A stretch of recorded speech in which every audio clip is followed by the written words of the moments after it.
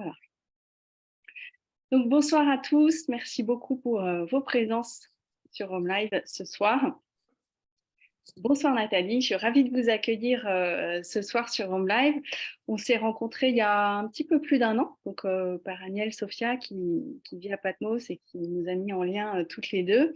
Et c'est vrai que j'avais commencé un travail avec vous et j'ai tout de suite été scotchée par la qualité de ce que vous proposez, la justesse des mots, la précision, la grande douceur en même temps, tout en étant dans un travail ultra efficace et vraiment très très puissant avec beaucoup de bienveillance et de délicatesse. Merci beaucoup. Je me suis dit, oh là là, mais Nathalie, j'adorerais la voir comme intervenante sur Home Live. Et puis voilà, petit à petit, ça s'est fait, ça s'est mis en place et je suis vraiment très heureuse de vous accueillir ce soir. Merci. Donc, pour vous présenter rapidement, vous avez toujours été passionné dès votre plus jeune âge par tout ce qui était métaphysique, astrophysique. Et puis après, vous avez fait des études de sciences politiques, de droit, d'histoire et géographie et de sociologie. Donc tout ça, ça a alimenté un petit peu votre côté très cartésien qu'on retrouve aussi dans vos séances, tout en étant très ouverte sur d'autres dimensions. Vous avez un côté voilà, très pragmatique, très cartésien. Et puis après, vous avez eu ça arrive souvent dans la vie, voilà, des épreuves de santé avec vos enfants. Et ça vous a amené à faire de nombreuses recherches et à évoluer progressivement vers le métier de thérapeute, médium, guérisseuse. Voilà. Et donc, vous accompagnez en individuel avec des outils qui sont vos outils que vous avez appris à utiliser avec vos propres expériences. Vous avez largement expérimenté. Et donc, est-ce que vous pouvez nous parler de ce chemin d'apprentissage et puis voilà, de vous présenter un petit peu plus en détail? Oui, merci beaucoup Marie-Alice. En fait, moi j'étais plutôt prédestinée à faire de grandes études, hein. Mon père était ingénieur et j'ai été élevée à Bagdad, en Irak.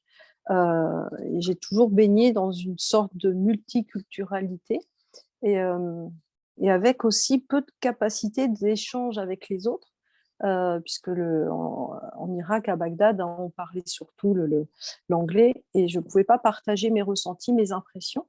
Donc j'ai eu la grande chance de grandir en n'ayant aucune contradiction concernant ce que je ressentais, ce que j'avais comme information.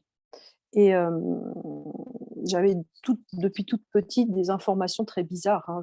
Je parlais déjà du web à maman, alors que je suis née en 66 et qu'on n'en était encore même pas au téléphone portable et même pas à l'ordinateur portable.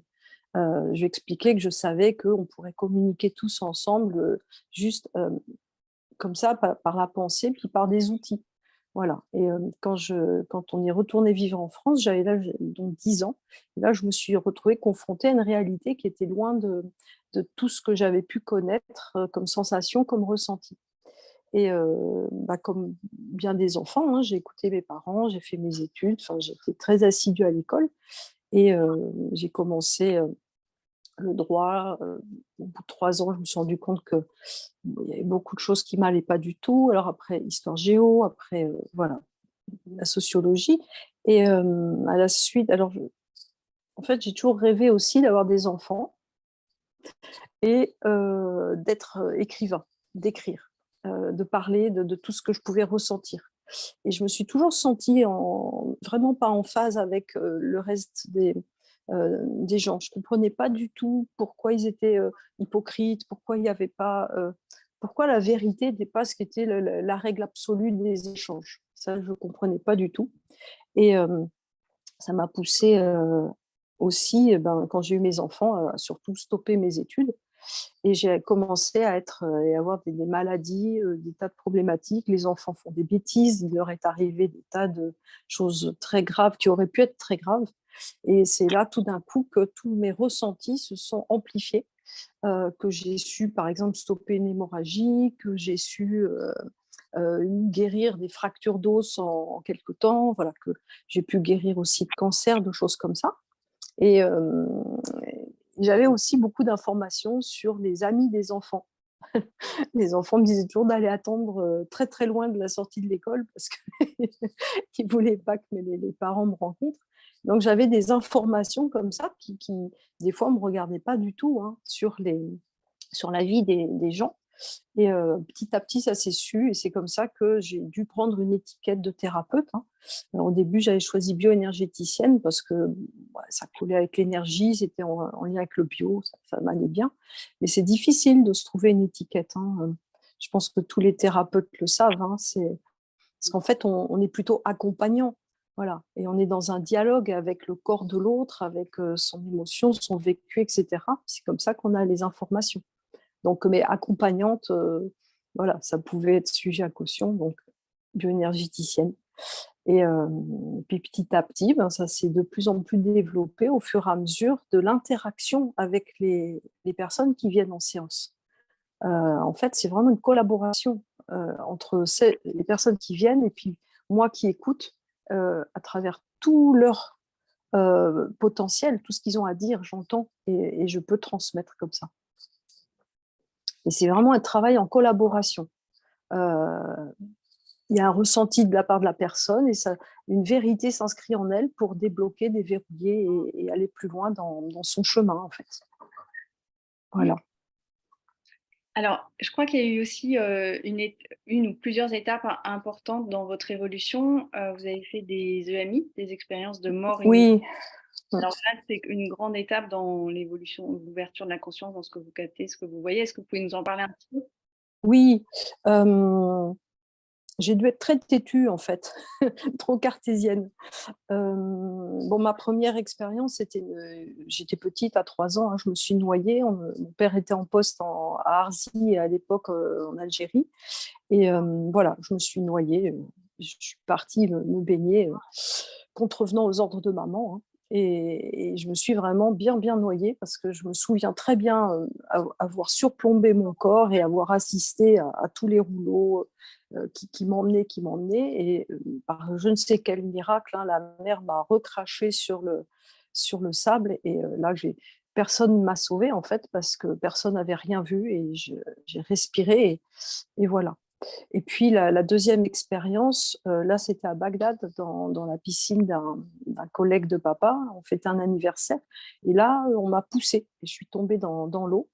Et je me suis très rapidement noyée parce que je savais toujours pas nager. Et au fond de l'eau, tout d'un coup, je me suis élevée au-dessus de mon corps et j'ai vu mon corps qui reposait au fond. Et ensuite, j'ai vu un homme plonger pour me sauver, me réanimer cette fois. Voilà. Et là, j'avais toujours pas compris ce qui se passait, hein, parce que je suis restée très hébétée de tout ça. Je n'ai pas mis de nom là-dessus, hein, rien du tout.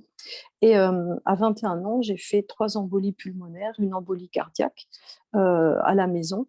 Et parce qu'en plus, maman ayant une santé très fragile, je voulais jamais comment dire, la surcharger d'émotions ou de soucis. Donc, et je ne savais pas non plus que c'était des embolies pulmonaires, hein. On a une forte douleur. Et puis, comme je pratiquais déjà la méditation, la respiration yogique, etc., donc je réussissais à chaque fois à revenir et à retrouver un état de santé à peu près normal jusqu'à ce que je fasse l'embolie pulmonaire. Et là, effectivement, je suis partie dans une espèce de tunnel escalier qui monte assez vite, hein, entouré de formes noires, de choses noires un peu effrayantes. Et au bout de ce tunnel, ben, on voit des êtres qui s'agitent un peu. Et puis encore plus loin, il y a quelque chose d'encore plus lumineux qui est comme assis sur un trône. Et puis qui fait que non, comme ça. Et hop, je suis repartie en arrière et remise dans mon corps, puis là, ça mieux, etc. Puis on a su que j'avais fait une embolie cardiaque. Donc on m'a appelée un petit peu la miraculée. Et, mais très têtue, je continuais de croire que c'était le cerveau qui fabriquait de magnifiques hallucinations et que décidément, nous étions vraiment très performants au niveau des hallucinations. Et voilà.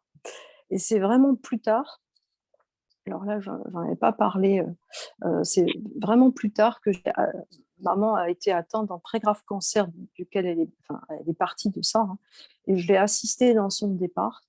Et là, pendant cette semaine, j'ai assisté à des phénomènes qui étaient tellement de l'ordre d'un dialogue avec l'invisible, hein. Je ne peux pas dire autre chose. Elle parlait un langage totalement inconnu. Elle qui avait vraiment jamais été très douée pour les langues, là, elle parlait des langues totalement inconnues. Et il y avait une telle aura dans la pièce où nous nous trouvions. Et c'était pas du tout à l'hôpital, hein. Et là, j'ai assisté à des phénomènes que je ne pouvais pas fabriquer avec mon cerveau. Et cette nuit où maman est partie, j'ai effectivement vu cette grande lumière qui était comme aspirée dans l'angle de la pièce. Et là, j'ai compris que oui, il y avait quelque chose après la mort et que c'était pas une hallucination de notre cerveau, qu'il se passait vraiment quelque chose. Et, euh, et ça m'a permis d'ailleurs peut-être de surmonter le chagrin. Parce qu'après, j'étais très accompagnée par sa présence. À chaque fois qu'il se passait quelque chose dans ma vie qui aurait pu être fatidique, hein, accident de voiture ou autre, je sentais sa présence qui me prévenait avant. Et ça m'a poussée à faire des recherches. Ça a vraiment été, j'avais 24 ans, ça a vraiment été euh, bon, c'est un petit peu réducteur de dire ça a été l'élément déclencheur, mais ça a quand même été ça, l'élément déclencheur qui m'a poussé à comprendre qu'il y avait quelque chose et qu'il fallait qu'on se mette en quête de qu'est-ce que c'est que ce quelque chose, parce que c'est notre évolution d'humain. On doit absolument comprendre ce qui se passe de l'autre côté du prétendu voile et voir que nous sommes en interaction avec ça, que c'est en nous là maintenant, qu'il n'y a pas besoin de mourir pour en prendre conscience, que c'est à nous de développer ces moyens de dialogue avec l'autre côté, et que l'autre côté, en réalité, reste de l'autre côté tant que ce voile est là, que ce voile s'effondrera euh, au moment où on aura pris conscience que c'est possible. Merci Nathalie de nous partager voilà, ces détails de votre vie très personnels mais qui nous permettent de comprendre voilà, qu'il n'y a pas de séparation finalement entre Non. les deux mondes et que tout notre travail Bonsoir, Éléonore. de réapprendre à enfin, comprendre ces dimensions et de C'est pouvoir ça. Ouais. surtout actuellement. Alors, justement, est-ce que vous pouvez nous parler de l'époque actuelle et de l'importance de faire ce travail sur soi dans le contexte de cette époque actuelle? Oui, évidemment, hein, vous avez parlé tout à l'heure du confinement, du Covid et tout ça. Bon, moi, ça fait très longtemps que je reçois des messages. Les premiers messages que j'ai eus qui parlaient de l'époque actuelle et de après, ça a commencé en 2003. En 2003, entre 2003 et 2005, j'ai eu des séries de visions énormes suite à des guérisons très fortes que j'avais pu vivre dans mon corps, hein, notamment les cancers thyroïdes et autres. Euh, donc j'ai eu ces visions très fortes qui m'ont montré qu'on allait vers une scission de l'humanité en deux, avec une humanité qui allait être comme anéantie par une forme de plutôt abasourdie. Voilà, une humanité qui allait être abasourdie par les peurs et s'enfermer dans quelque chose qui n'est pas humain. Et une autre partie d'humanité allait au contraire évoluer dans plus de lumière, plus de compréhension, que notre pensée est vraiment instigatrice du changement. Euh, Ceux qui vont aller ou rester peut-être dans ce que certains appellent la troisième dimension, nous les retrouvons plus tard. Alors les messages que j'ai reçus sont très positifs. Ils disent que rien de ce que nous avons dans le cœur, et c'est CE, mais c'est aussi CEUX, hein, ne sera ou ne seront oubliés.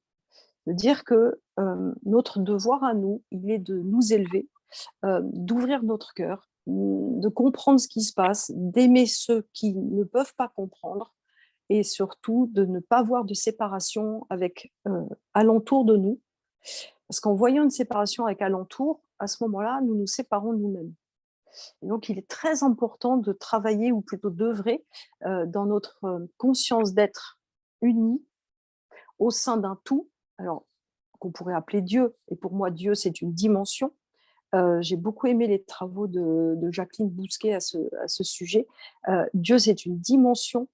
Moi, j'aime bien l'acronyme Dieu, D-I-E-U, une dimension dans laquelle se trouvent des intelligences dans tous les états d'énergie unifiés.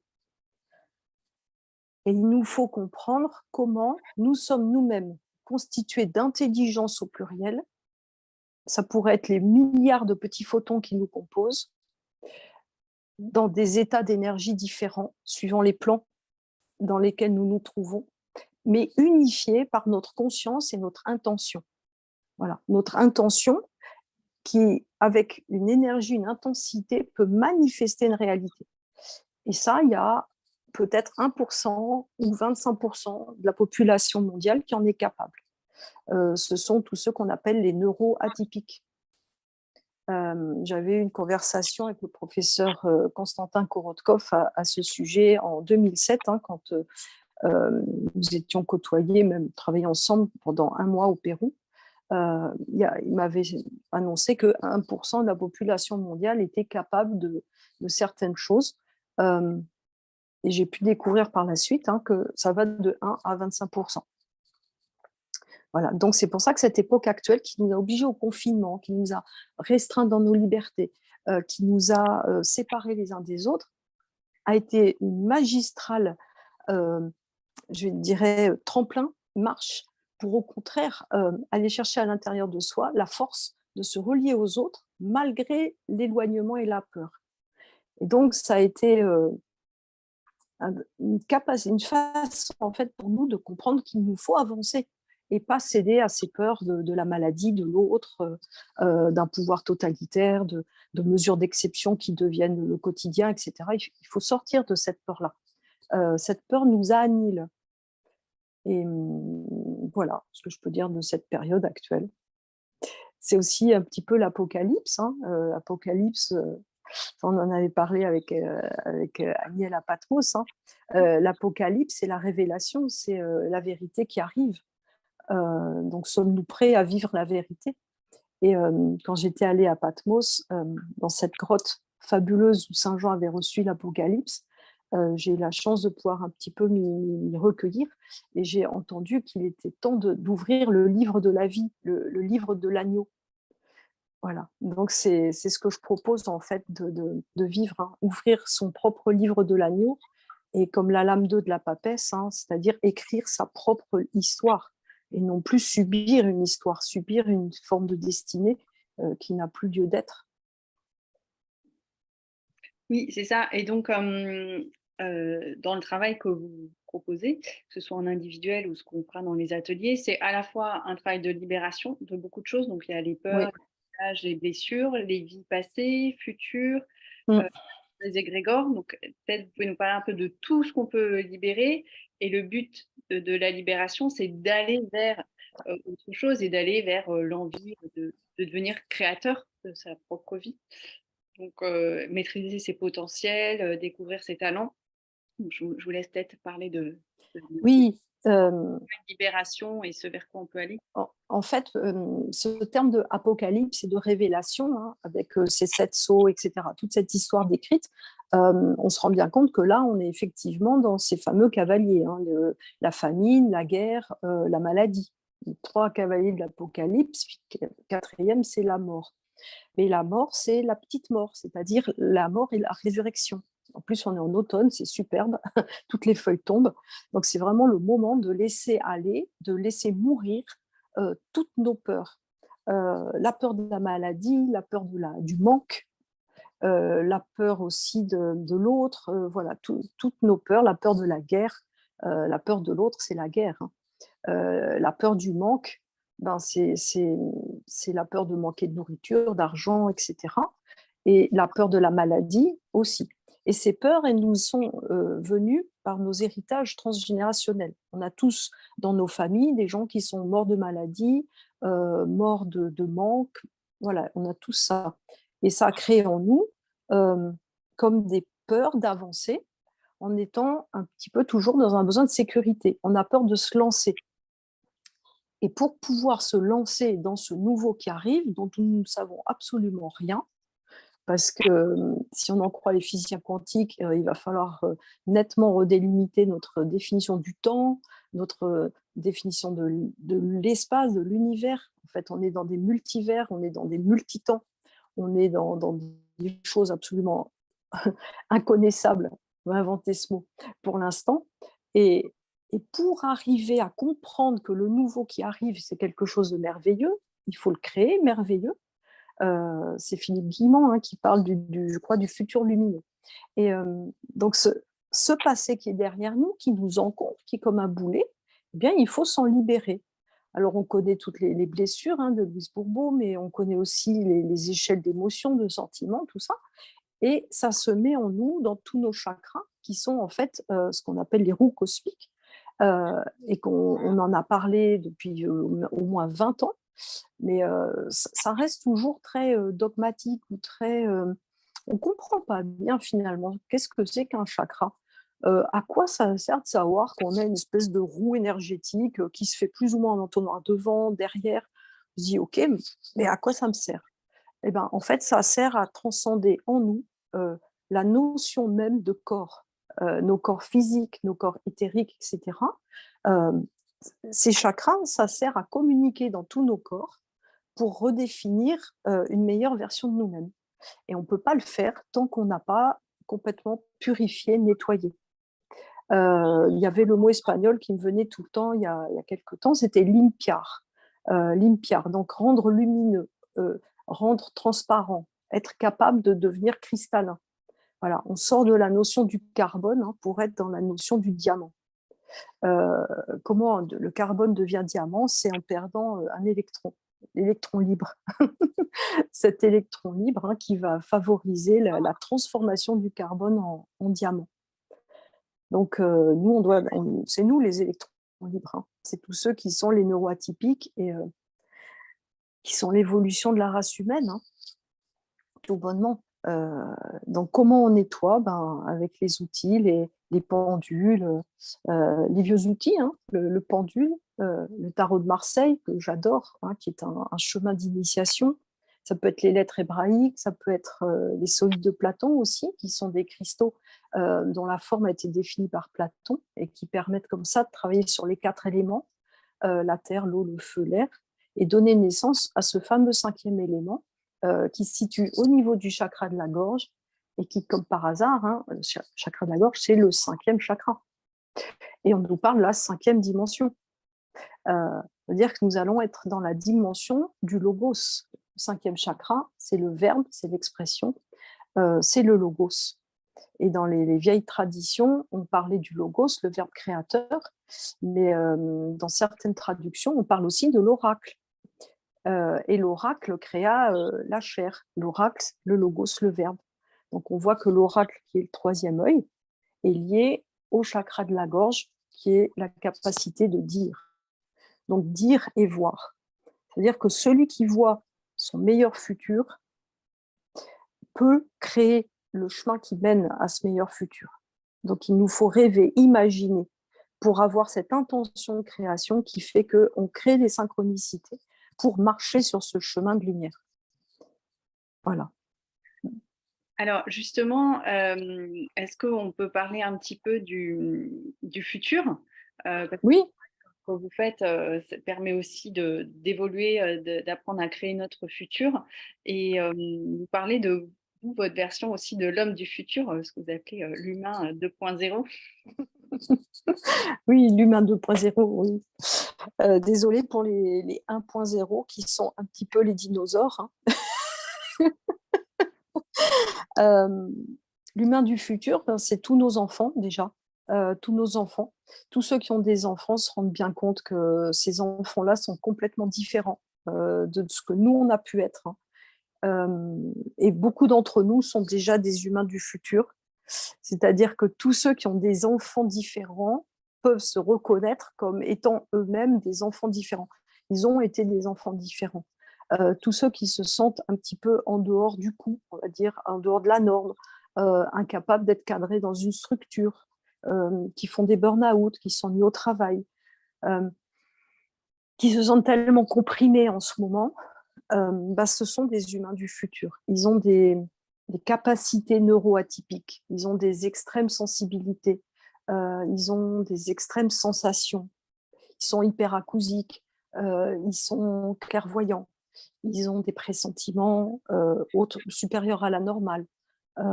Ils ont aussi des sens tactiles très fins. ils s'ennuient beaucoup en classe, ils ont des façons de voir les choses plus spatiales que cloisonnées. Donc ça, ce sont tous ces potentiels qui demandent à être révélés et qui, tant qu'ils ne sont pas révélés, en fait, créent des problématiques d'adaptation à la société. Et en fait, c'est tout simplement que cette société n'est plus faite pour nous. Ça va s'effondrer. Nous, on vient pour être plus dans l'échange, dans l'équité, dans le partage, dans le ressenti, dans la parole vraie, dans l'émotion vraie. On n'est plus là pour dissimuler qui nous sommes. Et ces potentiels, en fait, on doit d'abord les accepter. Donc, ce que je propose à travers les ateliers, c'est ça. Et souvent aussi dans mes soins individuels, c'est ça. C'est être en mesure d'accepter qui l'on est et ne plus essayer de se conformer à un modèle ambiant qui n'est plus le bon modèle pour nous. L'humain nouveau, c'est celui qui sera capable d'imaginer, qui peut se téléporter, pourquoi pas, qui peut imaginer que l'énergie libre existe. Un humain qui va remettre en question toute l'histoire qu'on nous a racontée et qui va se dire, mais il y a un truc qui cloche. Pourquoi je me sens si mal sur cette terre, là, aujourd'hui, maintenant C'est comme si j'étais en avance sur mon temps. Je sais que c'est pas normal ce que je suis en train de vivre. Voilà, ça, c'est l'humain nouveau. C'est celui qui peut plus obéir aux dogmes, parce que ces dogmes-là ne lui parlent plus. C'est plus cohérent avec sa nature d'être. Je ne sais pas si ça répond. Oui, ça répond complètement. Et je trouve ce qui est important, c'est qu'on peut apprendre ce meilleur futur, enfin, l'humain 2.0, Oui, on peut apprendre à créer notre futur et donc à recevoir des informations du futur le oui. plus possible. Donc ça, vous avez des métaphores qui expliquent bien ça. Vous pouvez peut-être nous les partager avec Ah oui, le sous-marin et la montagne. Et puis, oui, voilà, apprendre aussi, prendre conscience qu'on peut écouter nos propres guidances et ça, vous pouvez l'apprendre. c'est ça. Oui. L'humain futur, en fait, qui est déjà bien enraciné dans le présent d'ailleurs, n'obéit plus à un berger. Ce berger, qu'est-ce qu'il fait avec les moutons, le berger? Euh, il les met dans des parcs, il les tond, il prend le lait, il zigouille un peu les bébés aussi, hein. Donc il faut vraiment apprendre à ne plus suivre un bon berger. Donc plus de gourous, plus de maîtres à penser, plus de personnes qui vont penser à notre place, hein. C'est ça un maître à penser. Il va nous donner un dogme et puis on va l'écouter, on va faire exactement tout ce que le maître nous a dit ou le bon berger, puis on va aller sur un chemin qui n'est pas le nôtre, qui est prédéfini par ce que le maître a pensé. Et en fait, on peut parfaitement dialoguer avec notre plus haut soi. Le nouvel humain, c'est dans sa nature. C'est complètement dans sa nature. Donc, il faut juste il faut reprendre conscience dans ce potentiel-là. Moi, j'ai des petites phrases, j'ai des techniques aussi, j'ai des phrases qui me viennent tous les matins quand je me réveille. Donc, ça, je pourrais aussi dire comment ça se passe. Et, euh, et donc, on a des petites phrases comme ça qui vont nous guider tout au long de la journée. Euh, et on va créer des synchronicités. Ça, Philippe Guillemont le raconte très bien, mais il y en a plein d'autres qui en parlent, de créer les synchronicités, de comprendre comment, par notre intention et notre intensité d'intention, l'intensité étant une énergie, un courant, une intensité. Donc, par cette énergie et cette intention, on va pouvoir euh, rêver de quelque chose et commander, et non pas demander, commander que cela soit. Quand on demande, on sort de soi-même et on demande à plus grand que nous.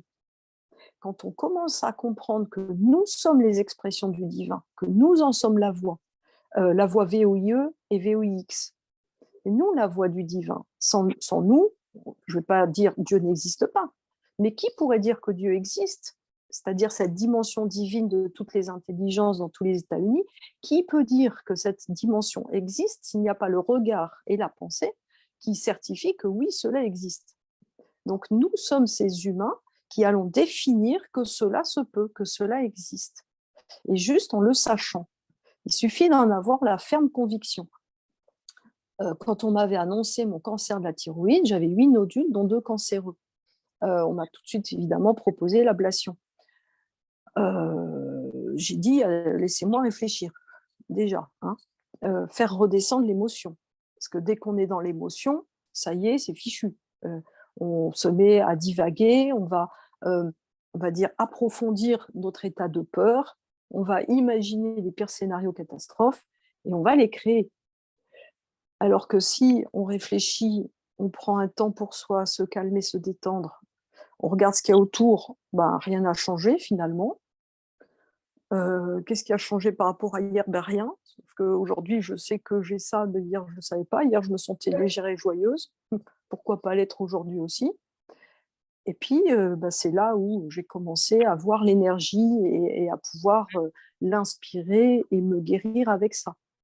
Donc déjà, il faut faire baisser ses émotions pour pouvoir créer ce meilleur futur, plutôt que d'être embarqué dans la peur d'un chaos et perdre le flux, en fait, perdre le flow, le flux et se faire embarquer dans quelque chose de triste et de sombre.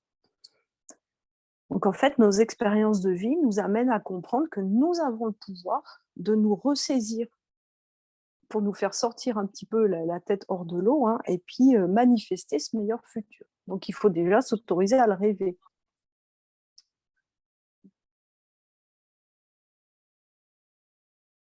Est-ce que ça répond? Oui, oui, oui, oui.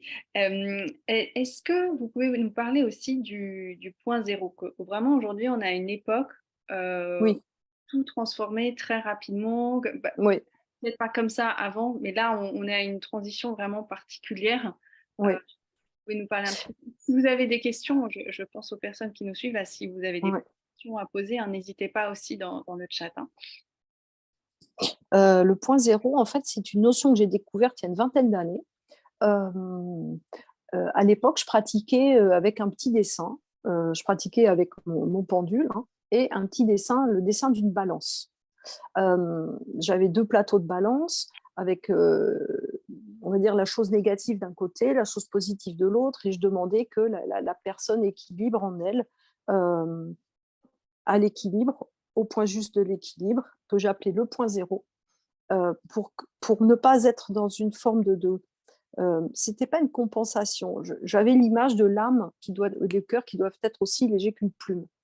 Heu, donc je me disais: «Pour avoir le cœur aussi léger qu'une plume, il faut trouver le juste point d'équilibre entre nos épreuves et en fait, le cadeau qu'il y a derrière l'épreuve, la solution. Et c'est ça qui m'a amené à comprendre le point zéro. Et puis après, ben, j'ai lu aussi des livres de Kishori qui m'ont bien aidé à mieux l'appréhender, ce point zéro. Donc ce point zéro, c'est le point source, le point origine.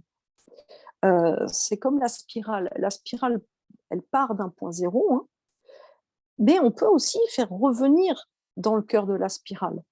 Dire que l'expérience nous permet d'acquérir une compréhension de quelque chose, donc on fait le mouvement comme ça, on part à l'extérieur de soi, on prend l'expérience et on la ramène en son centre pour en recevoir, on va dire, l'étape de croissance, pour que ça devienne une étape de croissance et non plus une épreuve.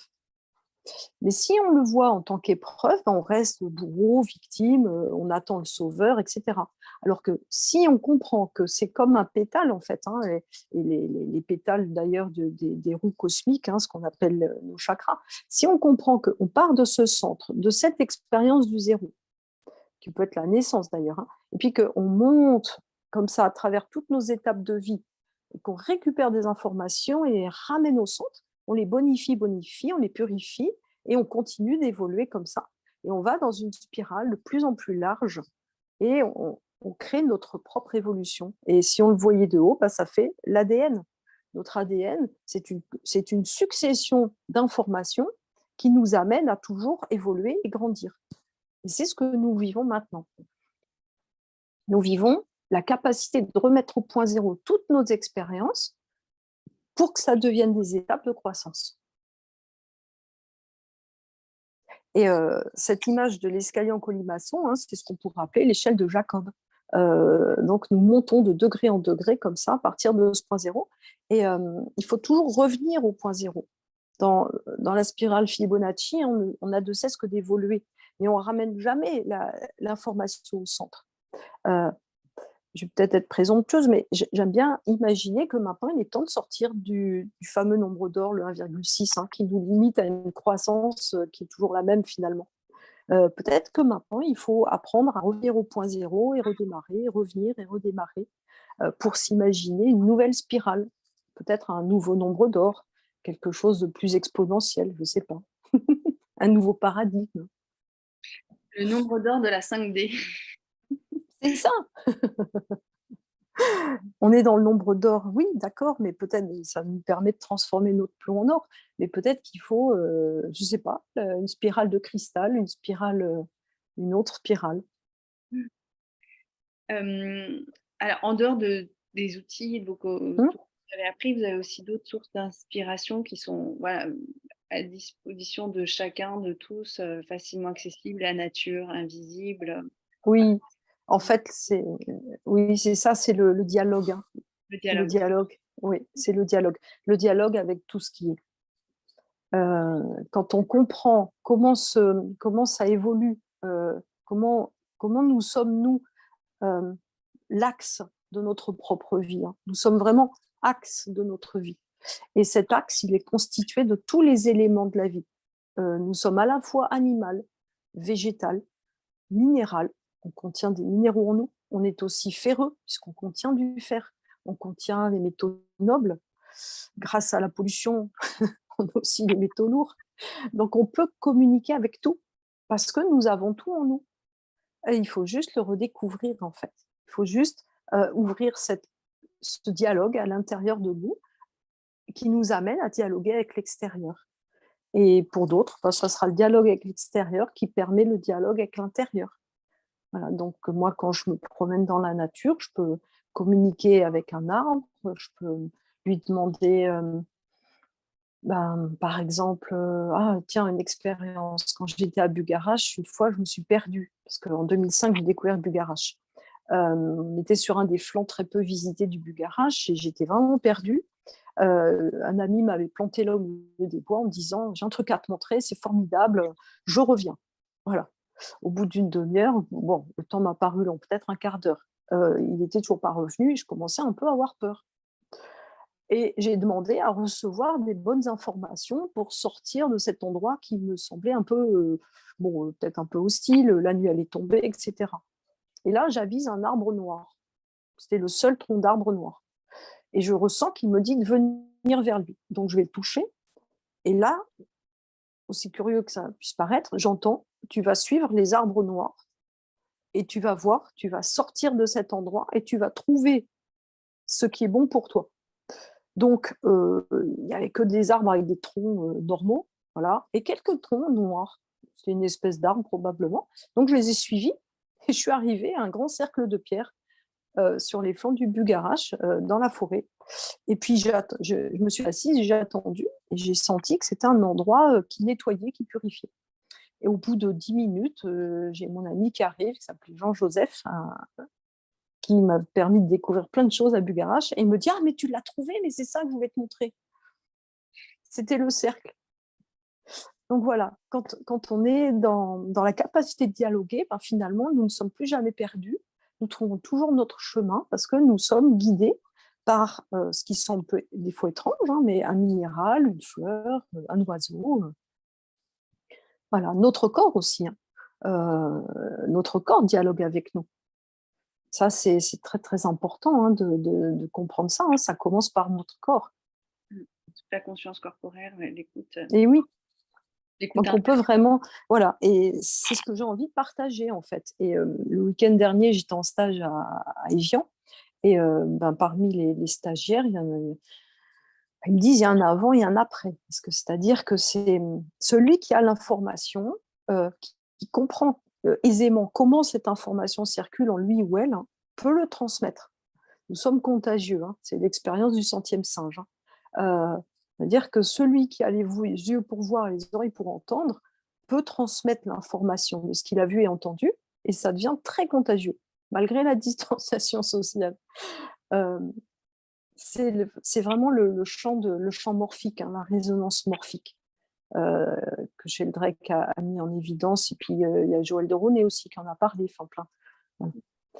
Donc, Si je connais quelque chose, si je le connais, hein, c'est pas c'est pas si je le survole, hein, c'est si je le connais de l'intérieur par l'expérience, à ce moment-là, je peux le transmettre parce que je l'ai vécu.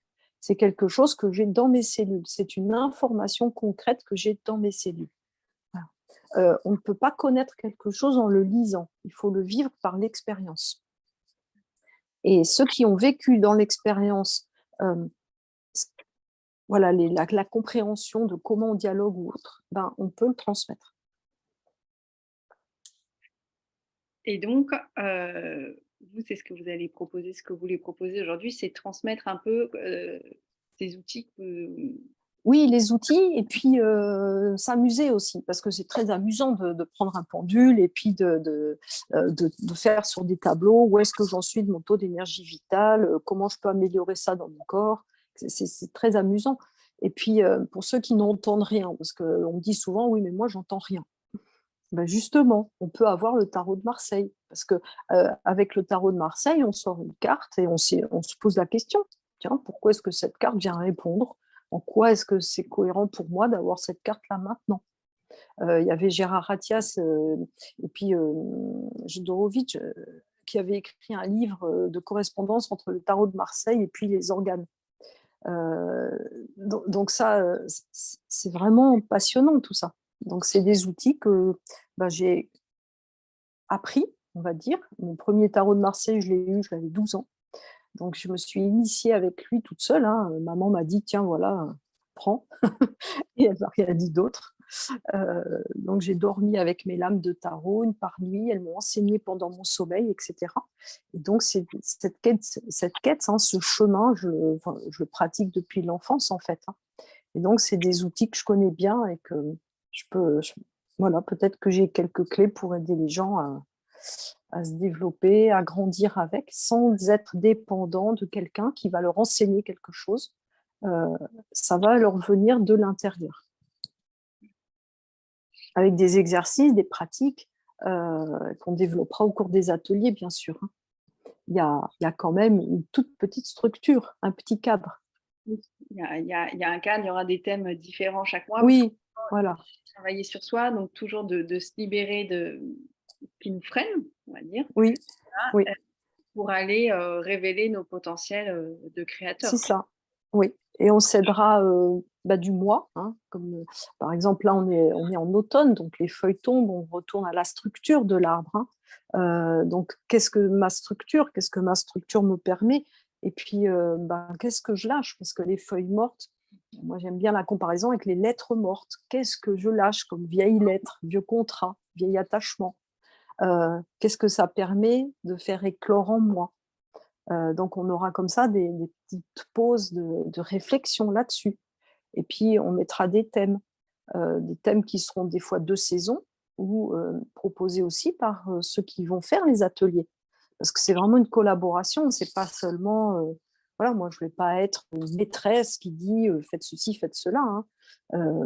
On fera ensemble. Et puis ce qui est chouette, c'est que qu'on soit un individu au sein d'un collectif, euh, ça veut dire que l'individu ressent quelque chose qui touche aussi le collectif. Ça veut dire que si quelqu'un fait l'atelier, qu'il vit quelque chose et qu'il a envie de le partager pour qu'on le décortique, ça va de toute façon toucher le groupe est spectateur peut-être plus tard dans les replays de l'atelier, parce que ça parle à tout le monde. Finalement, le microcosme dans le macrocosme, hein. Ce qui touche l'individu touche le collectif, parce que nous ne sommes pas tout seuls. Nous sommes comme des cellules épithéliales, hein. Enfin, voilà, de l'épiderme, hein. Nous sommes une grande peau d'un grand corps. C'est un corps énergétique. Cette grande conscience du divin, nous en sommes le corps. Et donc, ce qui touche l'individu touche le collectif. D'ailleurs, hein, c'est là-dessus qu'il faut être aussi très attentif, hein, de voir dans quel collectif nous glissons, dans quel égrégore nous mettons, à quoi nous nous raccrochons, parce qu'il y a des égrégores qui sont très toxiques, hein, et qui créent des enfermements. Et ça, on peut se nettoyer des égrégores aussi et aller vers Tout d'autres à fait. Oui, égrégores. oui. Oui, on a souvent la croyance d'une forme de malédiction, hein. Alors, évidemment, oui, ayant travaillé avec pas mal de populations autour du monde, je sais que les malédictions existent et que le mauvais œil, hein, toutes ces choses-là, ça existe. Donc, dans les ateliers, on apprendra à s'en défaire aussi. Mais il y a aussi des égrégores dont nous subissons les conséquences, mais auxquels nous nous sommes raccrochés par méconnaissance.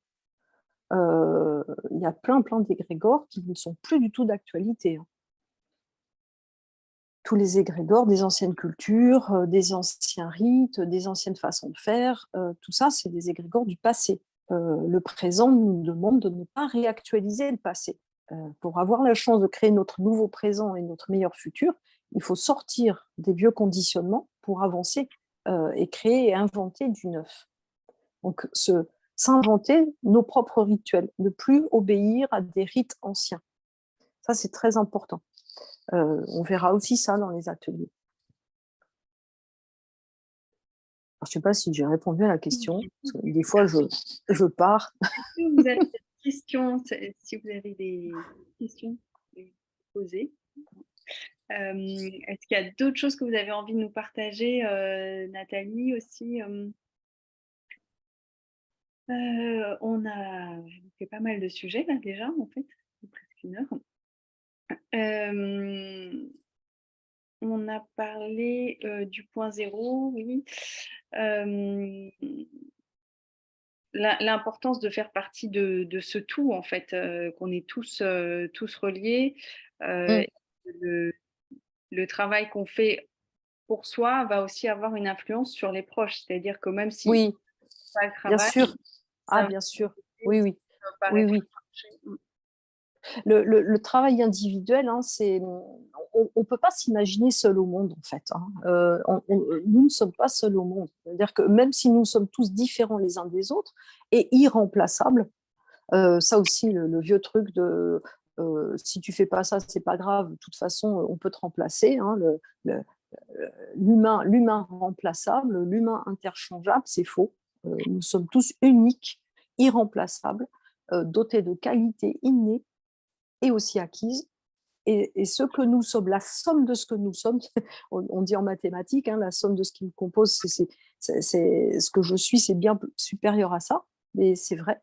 Et donc, chaque identité fait partie d'un grand tout, tout en étant unique. Et j'aime beaucoup l'image de ces cellules imaginales du papillon, hein. Euh, la petite chenille qui rampe au sol, elle est chenille, elle est chenille, elle est chenille, jusqu'au jour où les cellules imaginales qui sont en elles se réveillent en prenant conscience que leur vie sur Terre à ramper, c'est terminé, et qu'il y a quelque chose de plus grand, de plus vaste, de plus coloré, de plus lumineux. Et donc ces cellules, elles commencent à induire, comme un petit peu un trojan, hein, elles commencent à induire dans la chenille la manifestation du changement. Et la chenille, elle résiste, hein. Au début, c'est comme, on va dire, les défenses immunitaires, les cellules de la chenille, elles veulent un petit peu zigouiller les cellules imaginales qui vont donner le futur papillon. Et puis, ben, ces cellules imaginales, elles se regroupent, puis elles commencent à manifester la voie du changement dans la chenille qui forme sa chrysalide et qui devient une espèce de truc absolument, une bouillie immonde à l'intérieur de la chrysalide. C'est le chaos. Et là, on est là en ce moment, hein. On est dans la bouillie. Et, euh, et en fait, ces cellules imaginales, c'est nous. On se regroupe, on se met en lien, on se met en cohésion, on se met en synchronicité, on se synchronise. Et par les changements que nous opérons en nous-mêmes, nous allons pouvoir opérer le changement sociétal dont nous rêvons. Et c'est à nous d'imaginer ce meilleur futur, hein. Personne ne va l'imaginer à notre place. C'est à nous de nous donner cette chance, hein. Même si autour de nous, c'est lourd, même si on nous met les bâtons dans les roues, même si tout est fait pour nous rendre tristes, désemparés, seuls, comme aussi des fois victimes d'une situation. Ça, on est au stade, il faut bien le savoir, de la cellule imaginale et de la cellule de la chenille, hein, dans la même chrysalide. Euh, on essaye vraiment de nous faire dépérir d'angoisse, d'ennui, de croyances que nous sommes impuissants. Mais c'est totalement faux. C'est totalement faux. 1% de l'humanité, peut-être 10% de l'humanité peut faire changer, on va dire, la face du monde, hein. C'est notre force. Mmh. Nous sommes très puissants. Ouais et alors, bah, c'est fabuleux de faire un travail aussi d'aller vers, sa puissance et Mm. développer ses potentiels, mais ça peut avoir un impact aussi donc sur l'entourage comme on le voyait, mais Oui, parfois, oui. l'entourage, ne voit pas du tout, n'évolue pas et reste dans un côté sombre, donc ça peut créer des grosses distances. Au niveau familial, c'est pas toujours simple, Mm. donc comment gérer, quand on est, avec un conjoint ou des parents qui sont vraiment aux antipodes de ça? Mm. Comment rester, dans l'amour, enfin, des relations, agréables, quand il y a un fossé qui grandit, quoi? Oui, peut-être en voyant bah, des fois, il n'y a pas de cadeau derrière la situation, hein. J'allais dire en voyant, tiens, je vais demander une réponse inspirée. Je vais demander une réponse inspirée. Donc, comment faire avec un conjoint qui reste bloqué dans ses croyances? Eh bien, j'entends le protéger, le chérir, l'aimer comme il est et l'aimer au point de pouvoir le laisser aller dans sa propre direction sans que cela interfère avec notre propre chemin. Voilà. Donc, des fois, pour aider les autres, il faut savoir les lâcher, lâcher la main. Pour pouvoir lâcher la main, ben, il faut être guéri de son schéma d'abandon, de son pacte de loyauté. Parce que des fois, le pacte de loyauté, c'est quelque chose qui nous impacte et qui nous empêche justement de pouvoir lâcher l'autre, tout en sachant que là où il va aller, ça sera bon pour lui ou elle, et de pouvoir soit poursuivre son chemin. Des fois, il n'y a pas d'autre choix que de lâcher la main. Et pour lâcher la main, il faut avoir guéri en soi la loyauté, le devoir de loyauté, la peur de l'abandon, qui nous pousse à ne jamais abandonner, parce qu'on croit qu'on abandonne, alors qu'en fait, il faut changer de point de vue. On n'abandonne pas l'autre, on lui donne une chance de se réaliser autrement et avec quelqu'un d'autre. Voilà, par exemple. Euh, et aussi, tiens, j'entends la mission spirituelle. Des fois, on vient au monde avec la croyance que nous avons une mission spirituelle et que hors cette mission spirituelle, aucun bonheur n'est possible pour nous. Ah ben là, alors, on se condamne à ne faire que dans la mission spirituelle et à ne plus exister dans le quotidien. On parle beaucoup de l'abondance. Être dans l'abondance, ben, quand on a une mission spirituelle, et si on a la croyance que l'abondance n'est pas pour nous, on est dans un antagonisme là. Voilà, il y a plein de choses comme ça. L'abondance, des fois, c'est pesant. On pourrait plutôt parler d'aisance. Faire les choses avec aisance, vivre avec aisance, être dans l'aisance. Moi, j'aime bien, j'ai reçu ce mot il y a quelque temps, l'aisance, plutôt que l'abondance. Mmh. C'est très joli. Oui, puis abondance, des fois, c'est abonder dans le sens de l'autre. Abondance, pas toujours facile à porter. Oui, puis l'aisance, c'est vraiment la Mais fluidité. oui, voilà. Moi, c'est vraiment ça m'a été donné il y a, je crois, 15 jours à peu près, hein, un matin, en me réveillant, j'entends et si tu pensais à aisance, si tu pensais à l'aisance, je me suis dit, ah oui, bonne idée. Mmh. C'est très joli. Alors, justement, là, il y a aussi une question. Au début de la conférence, vous avez dit que certains ne passeraient pas en 5D, vont rester en 3D. Est-ce Oui, qu'on peut éviter ça et imaginer que voilà, l'ensemble de l'humanité évolue et passe en 5D et qu'il n'y en a pas qui restent.